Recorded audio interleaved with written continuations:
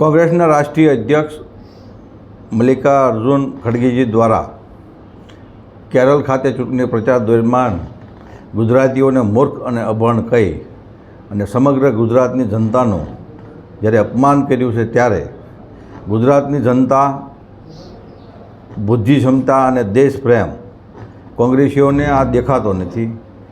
ત્યારે કોંગ્રેસીઓ આજે નહીં પણ વર્ષોથી ગુજરાતીઓનું જ્યારે અપમાન અને નફરત કરતા આવ્યા છે. આપણે અગાઉ પણ જોયું છે, સરદાર પટેલ હોય કે મોરારજી દેસાઈ હોય, ત્યારે પણ વારંવાર એમની અવગણનામાં કોઈ કસર છોડી નથી એમને. ત્યારબાદ આપણે સૌ જાણીએ છીએ કે જ્યારે નર્મદા યોજનાની અંદર જ્યારે અવરોધ ઊભો કર્યો, ત્યારે તેની પાછળ પણ કોંગ્રેસ હતી. મલ્લિકાર્જુન ખડગેજીનું જે નિવેદન છે તે કોંગ્રેસની હલકી માનસિકતા દર્શાવે છે.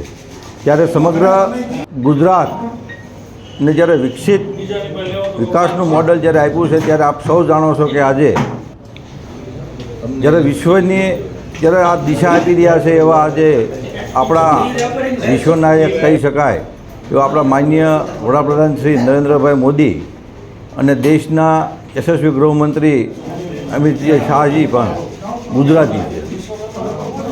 ત્યારે કોંગ્રેસનો આ જે અહંકાર છે એ આજે એની પોતાની માનસિકતા પણ દર્શાવે છે. ત્યારે કોંગ્રેસને આ ગુજરાતની જનતા ક્યારેય પણ માફ નહીં કરે.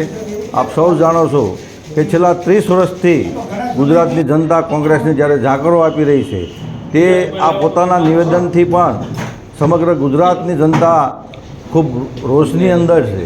ત્યારે આવનારા દિવસોની અંદર પણ સ્થાનિક સ્વરાજ્યની જ્યારે ચૂંટણીઓ આવી રહી છે, ત્યારે ગુજરાતની જનતા આગળના સમયમાં પણ કોંગ્રેસને દૂર રાખશે.